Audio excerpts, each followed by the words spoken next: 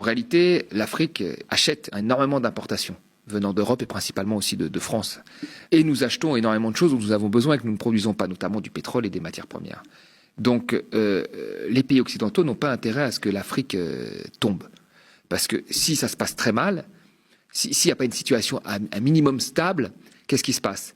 Bon, on risque d'avoir moins de matières premières dont on a besoin. Et en échange, on risque de moins leur vendre de choses.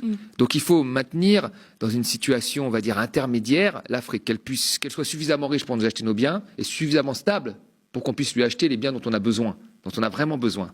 L'énergie et les matières premières. Mais personne n'a intérêt à ce que l'Afrique se développe trop. Parce que si elle se développe demain, imaginons que l'Afrique développe son industrie, comme l'a fait la Corée du Sud, un pays qui était, il y a 60 ans, aussi pauvre que le Mozambique. Si demain elle se met à fabriquer des voitures, si demain elle se met à raffiner son pétrole, si demain elle se met à produire, à faire de l'agriculture et transformer ses produits agricoles, elle va plus acheter nos importations. Et donc on n'a pas intérêt à cette situation. On n'a pas intérêt. Donc la volonté des pays riches, on fait de la géopolitique aujourd'hui, partout, on voit bien, elle n'a pas intérêt à ce que ces pays se développent. C'est réel. Maintenant, si j'étais à la place des Africains, c'est très difficile. C'est-à-dire que moi, la première chose que je ferais, c'est déjà, je serais beaucoup plus agressif dans la négociation. Parce que si vous n'avez pas de financement, alors vous pouvez tenir des grands discours, c'est toujours agréable, mais une fois qu'on passe au concret, c'est quoi l'Afrique aujourd'hui concrètement? Comme elle n'a pas accès au financement, comme elle ne maîtrise pas les biens qu'elle produit, dans les volumes comme dans les prix, elle essaye de faire aujourd'hui, pour qu'il y ait de l'activité, d'attirer le plus d'investissements directs étrangers, en faisant des zones franches où on paye très peu d'impôts, en disant voilà, c'est la seule façon qu'on a de relancer l'économie. Ce qui ne lui permet pas non plus à côté, parce qu'elle ouvre la voie finalement au loup, ce qui ne lui permet pas de développer son industrie, même si elle avait des financements. Parce que l'industrie qui arriverait est beaucoup plus puissante et beaucoup plus en place que celle qui se développerait, qui serait une industrie naissante. Donc la première chose que je ferais, moi, dans cette situation-là, qui est une situation extrêmement compliquée, c'est que je chercherais à être beaucoup plus agressif dans les partages de production.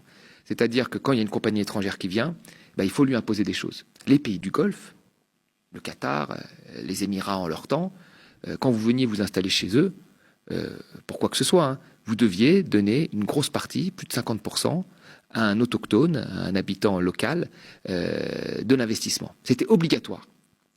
L'OMC a tout fait pour dégommer ça, mais certains pays ont tenu, sauf quand ils en ont vraiment besoin, ils font des dérogations au ministère de l'économie, mais quand ils estiment que la personne doit donner une partie, elle donne une partie à les autochtones, ce qui les forme.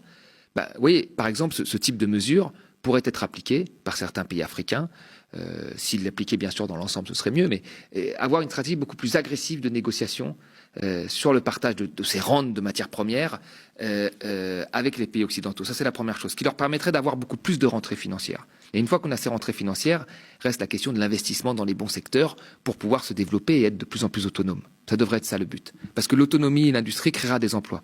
Créer des emplois, ça permettra aux jeunes diplômés de là-bas de rester chez eux et de travailler chez eux. Ce qui est le désir de tout le monde. Personne n'a envie de migrer, de prendre une embarcation de fortune. Et même les migrations qui se font, on en parlera dans le deuxième sujet. Mais dans les meilleures qualités, c'est toujours des moments difficiles, des drames, parce qu'on est séparé de sa famille, etc. Donc c'est très compliqué. Donc là, ça permettrait d'assurer un avenir à une jeunesse qui n'en a pas dans son pays parce qu'il n'y a pas d'activité économique.